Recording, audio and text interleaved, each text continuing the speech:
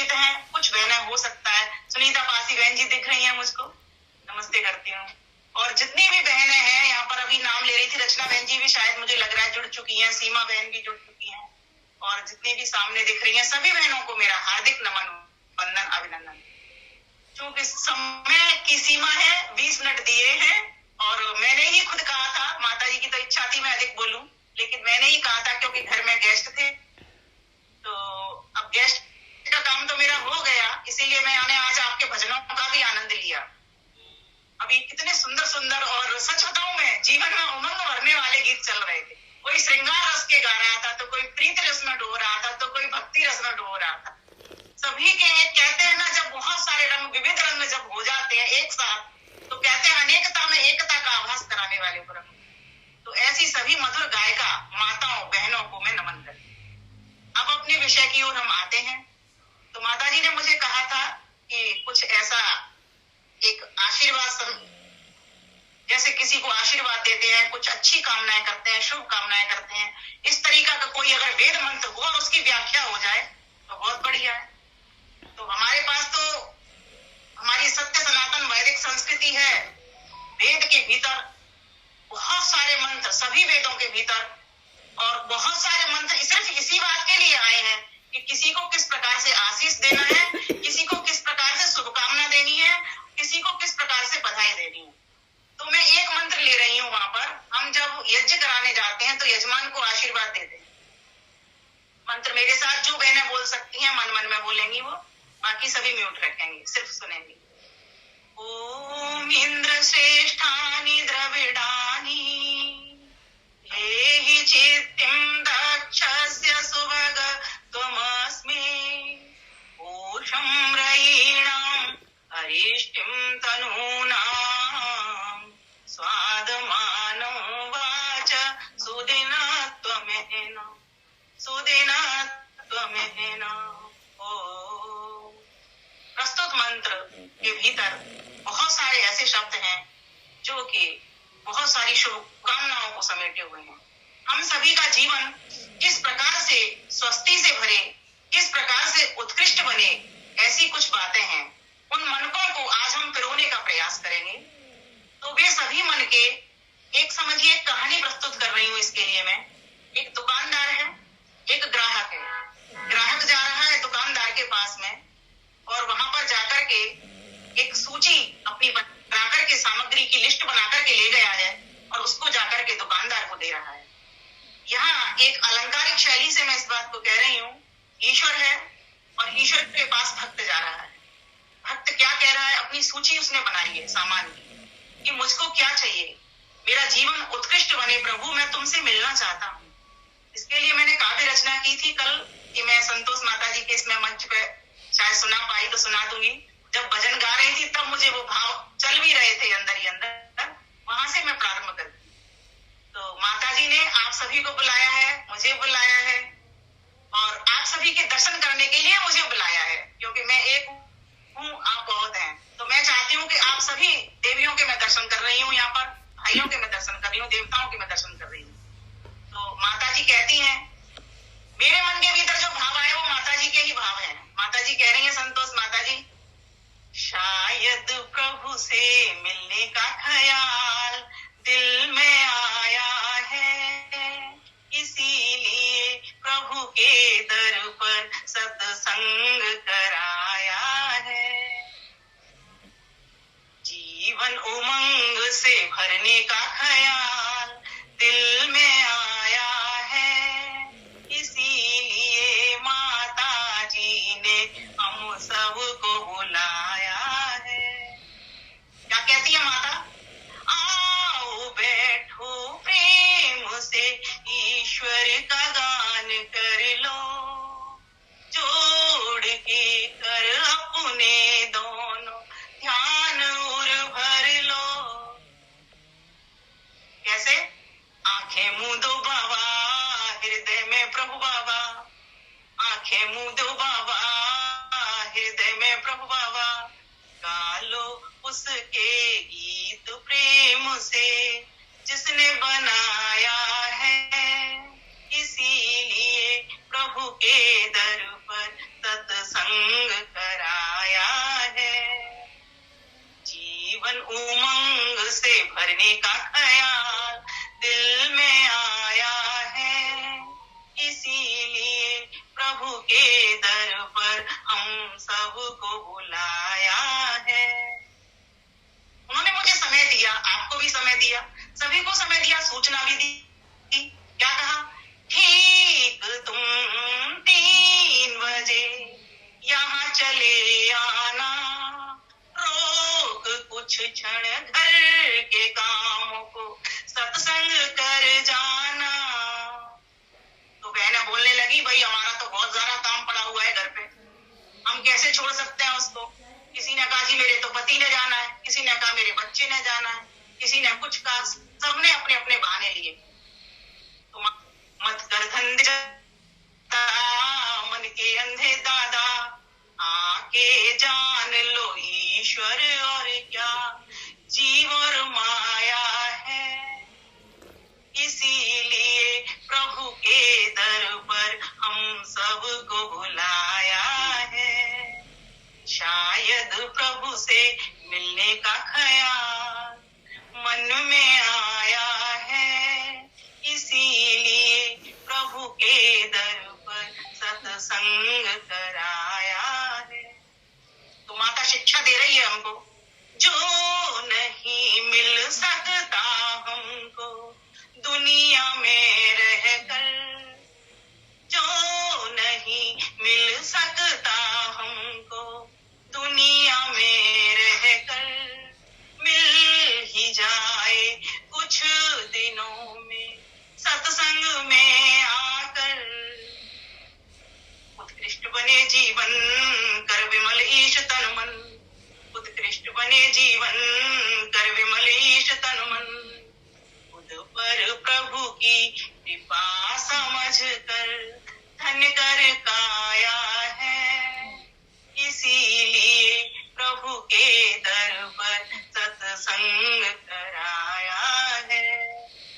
शायद प्रभु से मिलने का ख्याल दिल में आया है, इसीलिए प्रभु के दर पर सत्संग कराया है।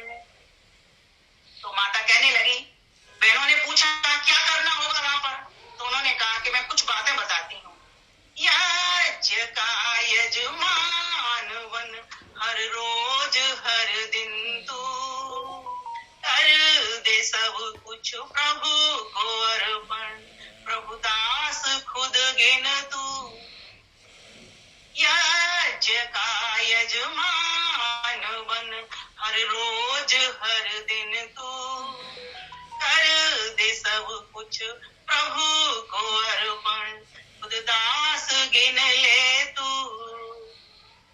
लेकर सुबास उर में भर कर मिठास कर में, लेकर सुबास उर में भर कर मिठास कर में, खिला के खाए जो प्रसाद तू, प्रभु की माया है, इसीलिए प्रभु के दर पर हम सबको बुलाया है।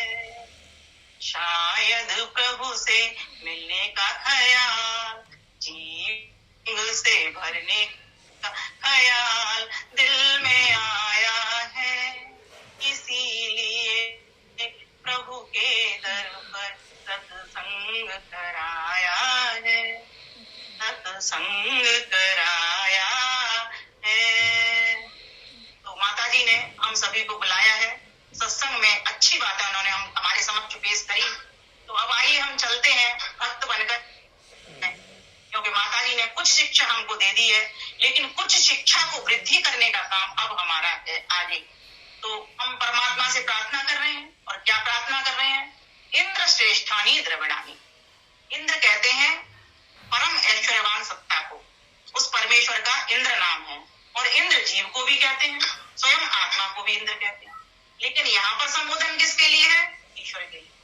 तो प्रभु से प्रार्थना की जा रही, प्रभु आप ऐश्वर्य के भंडार हो, सब धन दौलत सांसारिक सुख सुविधा और आध्यात्मिक ऐश्वर्य, सभी दोनों प्रकार के ऐश्वर्यों से आप भरने वाले, इसीलिए प्रभु मुझे क्या दीजिए आप? श्रेष्ठानी द्रविड़ानी शब्दों पर गौर करते जाएंगे, आपको एक ही दिन में ये साक्षात हो जाएगा मंत्र, फिर आप प्रत्यक्ष कर सकते हैं और पुरुषार्थ बस उतरना पड़ेगा। श्रेष्ठानी द्रविड़ानी, क्या दो? श्रेष्ठ द्रविड़ दो। अब द्रविड़ के बहुत सारे अर्थ होते हैं, अब संगति लगानी पड़ती है कहाँ पर क्या है।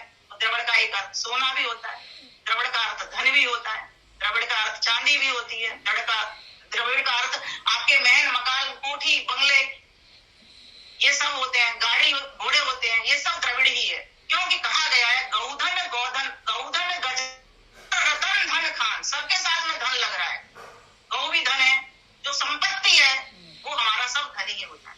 हाथी धन है, गोधन गजन बाज घोड़े धन है, ये सब पशु जितने भी हमारे काम के आने वाली सवारियां हैं वे भी सब धन है। और जो दूध देने वाले हैं, खेतों को जोतने वाले हैं, वे भी सब धन है। और जो हमारे आजीविका के साधन है वे भी धन है। तो परमेश्वर से भक्त क्या सूची में पहली चीज उसने क्या मांगी? प्रभु सुखी रहने के लिए जीवन में मुझको धन दे। श्रेष्ठानी द्रविड़ानी, और कैसा धन दे फिर? तो कहा उत्तम कमाई से कमाया हुआ धन दे प्रभु। तो यहाँ पर जब यजमान को आशीर्वाद देते हैं तो यजमान के लिए जो ब्रह्मा होता है वो आशीर्वाद देता है। वो कहता है प्रभु मेरा यजमान धनवान हो जाए, सुंदर प्रार्थना है।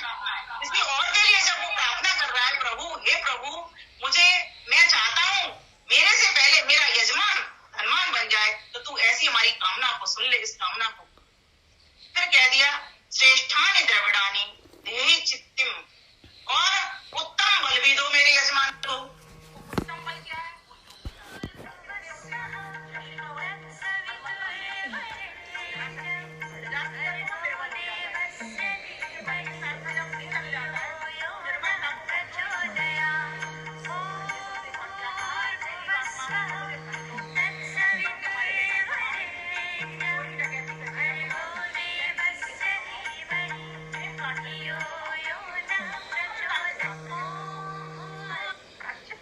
ढंग से समझना हो तो धर्मयुक्त धन कमाओ। इसीलिए जब मोक्ष की चार बातें, पुरुषार्थ की चार बातें आती हैं तो उसमें सबसे पहली बात आती है धर्म, फिर आता है अर्थ, फिर आता है काम, फिर आता है धर्मयुक्त धन कमाओ।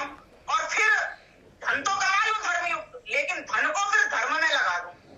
ध्यान देना, धर्मयुक्त धन कमाऊं और धन को मैं धर्म में लगा दूं, तब जाकर के फिर क्या कहा? चित्तिम दक्षस्य, चित्तिम मेरी प्रसिद्धि होगी।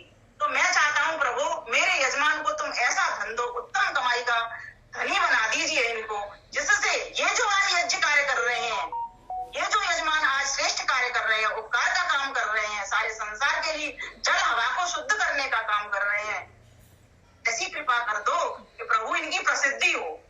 व्यक्ति की ध्यान देना, जब धनी है तब प्रसिद्धि नहीं है।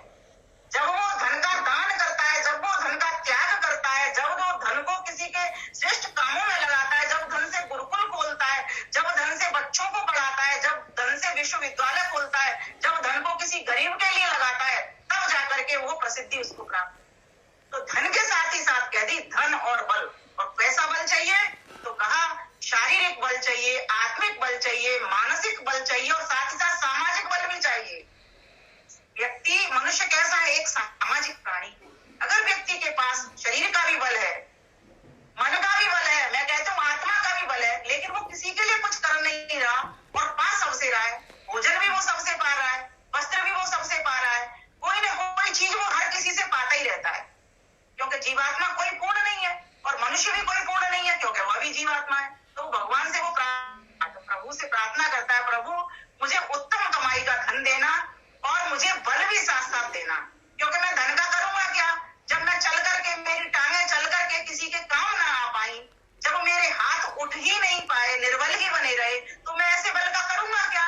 तो प्रभु मुझे धन भी चाहिए और मुझे बल भी चाहिए। मुझे धन के साथ साथ प्रभु मुझे बल दीजिए, और वो धन बल सिर्फ व्यक्तिगत ना रहे, वो समाज के काम में आ जाए, राष्ट्र के काम में आ जाए, विश्व के कल्याण के काम में आ जाए। ये संक्षिप्त व्याख्या है। अब इसके बाद दूसरा शब्द चलते हैं आगे का, श्रेष्ठानी द्रविड़ानी, है ना। फिर क्या आया? चित्तिम दक्षस्य सौभाग्यत्वम अस्मे, और मुझे सौभाग्य की प्राप्ति करा दो प्रभु। मैं चाहता हूँ मेरा यजमान सौभाग्यशाली बने, क्योंकि हम जरा सौभाग्य बोलते हैं ना, सौभाग्य अस्तु बोलते हैं कि सौभाग्य बढ़े इसका। सौभाग्य कैसे बढ़ेगा? तो सौभाग्य, उत्तम भाग्य, भाग्य कब मिलता है? जब व्यक्ति पुरुषार्थ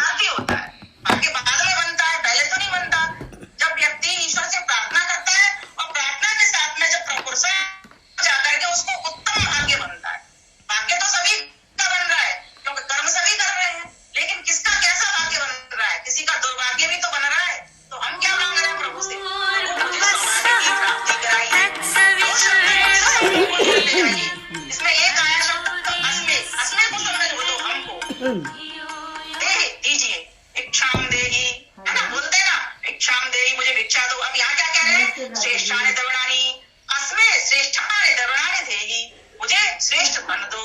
फिर क्या कहा, चित्तम दक्षस्य, मुझे श्रेष्ठ योग्यता दो, बल दो, मानसिक शारीरिक आत्मिक बल दो मुझे।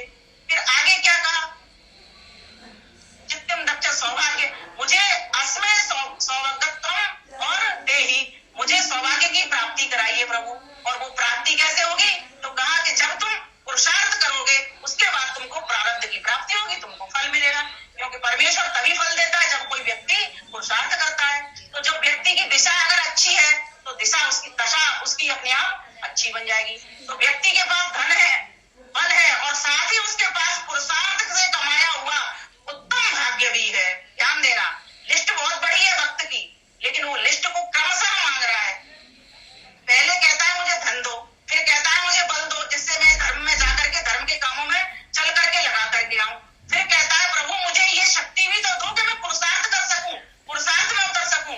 क्योंकि व्यक्ति निठल्ला बैठा है, आलसी बैठा हुआ है, उसके पास बल भी है, ऐसे ऐसे मोटे मोटे पहलवान तगड़े लोग देखे हमने, और धन भी खूब होता है, लेकिन वो पुरुषार्थ नहीं करते, तो वो धन भी बेकार है और वो बल भी बेकार है। तो कहा प्रभु मैं चाहता हूं कि मेरा यजमान सौभाग्यशाली हो, ये पुरुषार्थी बने और प्रार्थना भी करने वाला बने, इसको तुम उत्तम सौभाग्य की प्राप्ति कराइए। फिर आगे भक्त कहता है भगवान से, भगवान ने कहा ठीक है, मैं तुमको धन भी दे रहा हूँ, बल भी दे रहा हूँ और सौभाग्य की भी प्राप्ति करा रहा हूँ, तो ठीक है। तो फिर अब आगे की बात क्या मांगी, तो कहा सौगतमस्मे पोषम रहीणाम।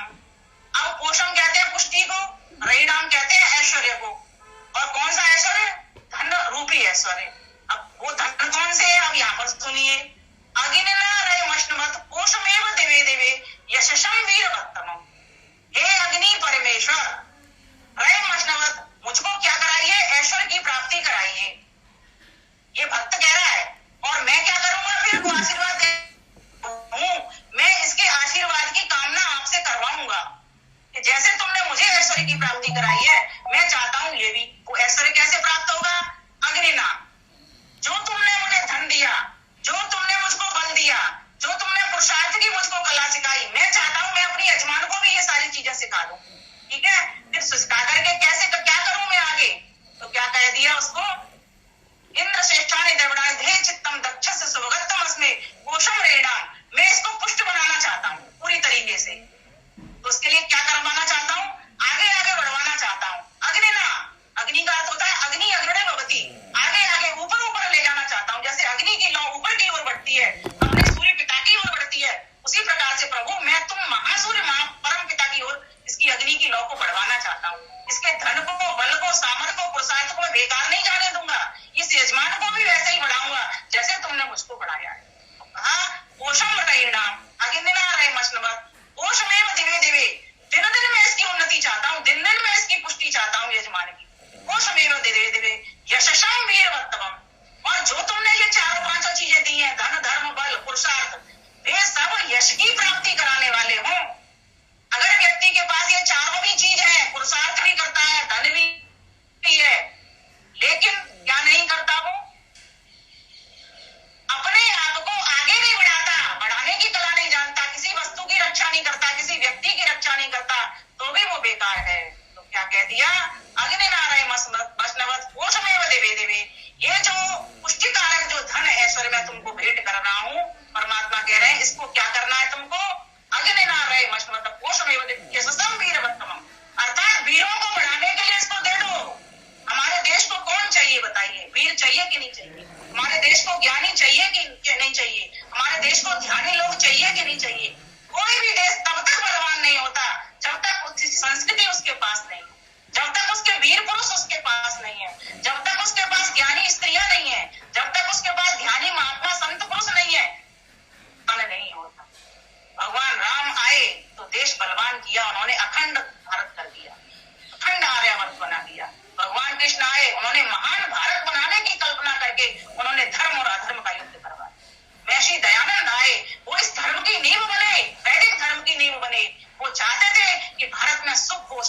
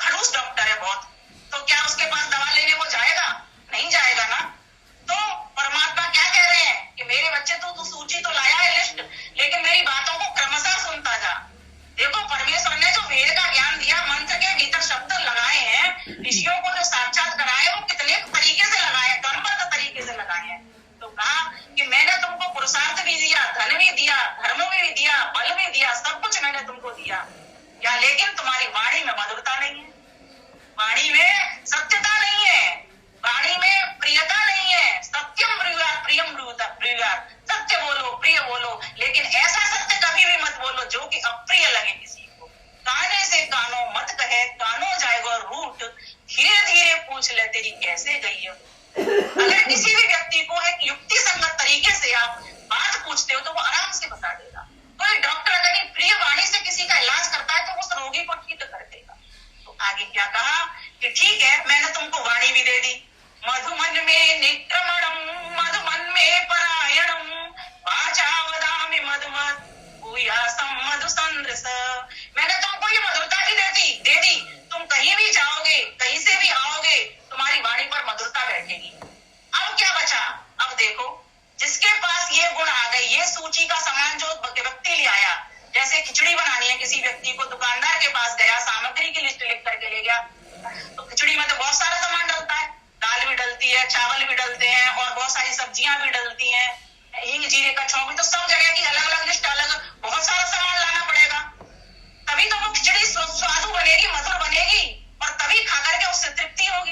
तो यहाँ पर भक्त भगवान के पास गया तो भगवान को पूरी सूची गिना दी। भगवान ने कहा ठीक है, मैं सब देता चलूंगा, मुझे क्या लगता है, मैंने तो ये संसार बनाया ही तुम्हारे लिए, मैं तुमको धर्म भी दूंगा, धन भी दूंगा, कामनाएं भी तुम्हारे भीतर पैदा करूंगा, लेकिन पुरुषार्थ में तो तुमको करना पड़ेगा, मधु तो तुमको बोलना पड़ेगा, हाथ पैर तो तुमको धर्म के लिए उठाने पड़ेंगे, बलशाली तो तुमको बनना पड़ेगा, अच्छा आहार लेकर के। तो कहा प्रभु ने कि भक्त ने, प्रभु अब मुझे आगे बात बताओ, मैं अपने यजमान को क्या दूं, ये सब चीज तुमने मुझे दी, मैंने अपने यजमान को सौंप दी, अब आगे। तो भगवान ने कहा बता क्या चाहिए तुझे? तो बोले सुदिन तो मैं चाहता हूँ सारा दिन रात मेरा अच्छे से बीते, पूरा मेरा जीवन उमंग से भर जाए, हर्ष से भर जाए। प्रभु ने कहा ठीक है बच्चे, तू ये चाहता है, तू सारे काम जो मैंने तुझे गुण बताए हैं वेद के मंत्र के भीतर, इनको तू अपनाना शुरू कर दे, तेरा जीवन पूरा उमंग से भर जाएगा। आइए मेरे साथ मेरी रचना का आनंद लीजिए और मैं अपनी वाणी को विराम दूंगी, क्योंकि कहे के अनुसार मिनट मेरे पूरे हो गए हैं। मैंने ये संक्षिप्त व्याख्या की है, इनके पीछे बहुत सारे दृष्टांत हैं, बहुत सारी कहानियां भी हैं और बहुत सारे श्लोक हैं, बहुत सारे सूत्र हैं मेरे पास, दर्शनों के भी सूत्र हैं, मैत्री करुणा मुदिता, ये सारे सूत्र लग जाएंगे। कभी होगा मेरे पास भी समय और आपके पास भी सुनने का समय, तो पूरी अलग से इसी मंत्र की मैं व्याख्या को लेकर के करूंगी, खोलूंगी। और आज देखिए, मैं थोड़ा सा संध्या का समय हो जाता है तो अंदर से ही अपने आप से भक्ति पैदा हो जाती है। तो एक श्लोक भर तरीका मैं बोलूंगी और वो मेरे साथ साथ आप बोलना, अगर किसी को आता है तो, नहीं आता तो ध्यानपूर्वक सुनना। आनंद से भर जाओगे आप, क्योंकि आज हम उमंग से भर रहे हैं, उमंग से ही क्या, हम तो आनंद से भर रहे हैं। हम उस आध्यात्मिकता को प्राप्त करने के लिए बैठे हैं जिसके बाद नीरसता रहती नहीं है, निराशा रहती नहीं है, नेगेटिविटी नकारात्मकता रहती ही नहीं है, निरुत्साहिता रहती ही नहीं है। तो क्या आता है? आशा, उत्साह, ऊर्जा, उमंग, सकारात्मकता जीवन में भर जाती है। तो ऐसी उमंग को भरने के लिए प्रभु के समीप बैठ जाओ, दोनों हाथ लगा लो और मैं बोलूंगी कुछ शब्द, वो आपको ध्यानपूर्वक सुनने हैं। ये हमारे संत महात्माओं ने हमको सिखाए हैं। गंगा तीरे हिमगिरि शिला पद्मासनस्य ब्रह्मध्याना व्यसन विधिना योगनिद्रांगतस्य किं मम सुदिवसै यत्र ते निर्विशंका कंडूयन्ते जरठहरिणा स्वांगमं ये मदीये कंडूयन्ते जरठहरिणा स्वांगमं ये मदीये गंगातीरे। तो शब्द था क्या? सुदिन तो मैना। दिन व्यक्ति का कब उमंग से भरेगा, आनंद से भरेगा, हर्ष से भरेगा? तो इस श्लोक में भरतहरि जी ने वैराग्य शतक के भीतर 37वें नंबर का ये श्लोक है, इसमें बात बता दी। क्या बात बताई? इसको भी मैं काफी से ही बोलती हूँ अपने से। प्रस्तुत छंद बताता हमको, प्रस्तुत छंद बताता हमको वैदिक काल के चिंतन को, वैदिक काल के चिंतन को व्यक्ति कैसे मंथन करके हित कर करता तन मन को, हित सुदिवसों से, मेरे ऐसे सुदिवसों से बढ़कर के क्या दिन होंगे, बढ़कर प्रभु क्या दिन होंगे, जब होऊंगा ध्यान मग्न पद्मासन स्थित अंग होंगे, पद्मासन स्थित अंग होंगे।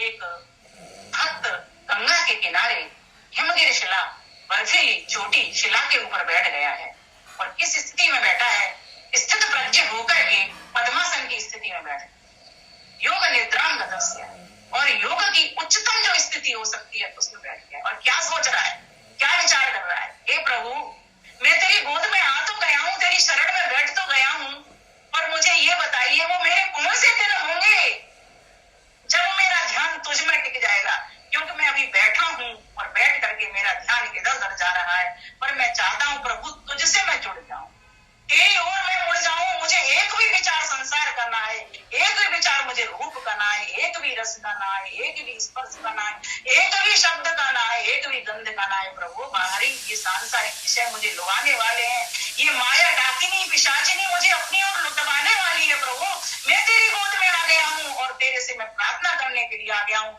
तू कहता है ना कि मैं तेरी प्रार्थना सारी सुन रहा हूँ, जान रहा हूँ, देख रहा हूँ, तू क्या प्रार्थना कर रहा है, और मैंने तुझे पूरी सूची का सामग्री भी मैंने तुझे पूरी पकड़ा दी है, लेकिन हे मेरे भक्त तू बैठा तो है, लेकिन एक बार तू मेरी ओर तो देख ले। तो अब देखो भक्त उस परमात्मा की ओर देख रहे हैं, तो कह रहे हैं मेरे ऐसे सुदिवसों से बढ़कर हे प्रभु क्या दिन होंगे, जब होऊंगा ध्यान मग्न पद्मासन स्थित मम अंग होंगे, गंगा तीरे हिमगिर चोटी, गंगा तीरे हिमगिर चोटी, होगा वो उपयुक्त स्थान, होगा वो उपयुक्त स्थान, ब्रह्म ध्यान में मग्न करूंगा क्रिया योग का अनुष्ठान, क्रिया योग का अनुष्ठान, बूढ़े बड़े हिरण निर्भय हो। इन 8 पंक्तियों में से इस पंक्ति में वो सार आ रहा है, ध्यान पूर्वक ध्यान से सुनेंगे। बूढ़े बड़े हिरण आकर के, बूढ़े बड़े हिरण निर्भय हो, जब मम देह खुजावेंगे, कंडूयन्ते जरठरणा, जब मम देह खुजावेंगे, सार्थक होगा तन यह मेरा, वे सुख शांति पाएंगे, वे सुख शांति पाएंगे। योगी की उच्चतम स्थिति ऐसी हो जाती है, अब उसको अपने लिए कुछ नहीं चाहिए, भोजन कर रहा है बस सिर्फ जीवन निर्वाह के लिए, वस्त्र पहन रहा है बस जीवन निर्वाह के लिए, कोई भी काम कर रहा है सिर्फ मात्र इस शरीर को चलाने के लिए कर रहा है, लेकिन मन के भीतर जो सोच जा रही है उसकी ऐसी त्यागी प्रवृत्ति हो गई, सोच रहा है। गंगा के किनारे बैठ करके हिमगिरी की चोटी पर वो भक्त क्या प्रार्थना कर रहा है, ये देखिए उच्चतम स्थिति। यह मेरा नहीं है प्रभु, सब कुछ तेरा है और तूने मुझे भेजा है, मनुष्य बना करके तो इसलिए भेजा है कि तू किसी के लिए कुछ कर, कुछ त्याग कर। तो भक्त क्या सोच रहा है कि जब बूढ़े बड़े हिरण निर्भय होकर के मेरी देह को खुजाएंगे तब मुझे तृप्ति मिलेगी। यहां तक सोच हमारी जानी चाहिए। तो हम सूची की वो लेकर के पहुंच गए परमात्मा के पास। परमात्मा ने हमको वो सारी सामग्री दे रखी है, किसी के पास न धन की कमी, ना मकान की कमी है ना किसी और कोठी बंगले, जो भी पूर्ति परमात्मा ने की है। कोई भी व्यक्ति भूखा नहीं सोता, कोई भी व्यक्ति निर्वस्त्र नहीं होता, चाहे वो कमा रहा है चाहे नहीं कमा रहा। परमात्मा ने सबके लिए अन्न जल वायु की व्यवस्था। लेकिन ये जो मनुष्य है इतना स्वार्थी हो गया है, या किसी को कुछ भी वस्तु, इसने अपने लिए तो भर लिए कोठी बंगले, अपने लिए तो पूरी सूची का सामान ले आया उस दुकानदार रूपी भगवान से, लेकिन क्या उसने इस सर्दी में ठिठुरती हुई ठंड में किसी के तन को ढकने के लिए नए वस्त्रों तो छोड़ो, क्या किसी ने इस ठंडी में जाकर के उनकी ओर देखा? हम सभी माताएं, बहनें, भाई सभी संपन्न हैं। आज आप एक संकल्प लेकर के यहाँ से जाएंगे तो आज संतोष माता जी का जो अपना चैनल है, मंच है, ये सार्थक होगा। इन सर्दियों में हम कुछ करके आएंगे। हमारे पास पेटियां भरी हुई रखी हैं, एक भी 6-7 पेटियों में से, और वो आराम से निकल जाती है। मैंने अपनी 5 पेटियों में से 4 पेटियों में सामान कभी पहना ही नहीं था, निकाला। हर 2 साल में मैं यही पर मैं चाहती हूँ आप भी ऐसा। तो समझो परमात्मा आपसे कहीं भी दूर नहीं है, आपकी सब इच्छाएं उसने पूरी की है, आपकी यह भी इच्छा वो पूरी करेगा, आपके जीवन को उमंग से भर देगा, हर्ष से भर देगा, आनंद से। इन्हीं शब्दों के साथ मैं अपनी वाणी को विराम करती हूँ। आप सभी को धैर्य पूर्वक श्रद्धा पूर्वक सुनने के लिए हार्दिक साधुवाद, धन्यवाद। माता संतोष जी की पूरी टीम को साधुवाद, उन्होंने मुझे अपने मंच का दर्शन कराया। सुंदर सुंदर माताएं, विदुषी विदुषी माताएं, मधुर मधुर माताएं यहाँ पर नजर मुझे आ रही हैं, कुछ प्रत्यक्ष में कुछ अप्रत्यक्ष में पीछे बैठी हुई हैं, क्योंकि इस कैमरे की मोबाइल की एक साइज है, इसमें 6-7 से अधिक फोटो नहीं आते। सभी विदुषी माताओं को, विद्वान भाइयों को मैं अपना पुनः प्रणाम कहती हूँ। ओम शांति। श्रीमती विमलेश जी को बहुत बहुत धन्यवाद। शब्द नहीं है कि किस प्रकार से उनको धन्यवाद दें। उन्होंने धर्म अर्थ काम मोक्ष कैसे प्राप्ति होती है मंत्र के माध्यम से और अपने काव्य के माध्यम से बहुत सुंदर ढंग से बताया। और ये भी अंत में कहा कि हम जो हमारे पास जितने कपड़े हैं उसको भी वितरित करते हैं गरीबों में जो अभावग्रस्त है। बहुत अच्छा उनका विचार है। और वाकई ही खासकर इन कोरोना के समय में तो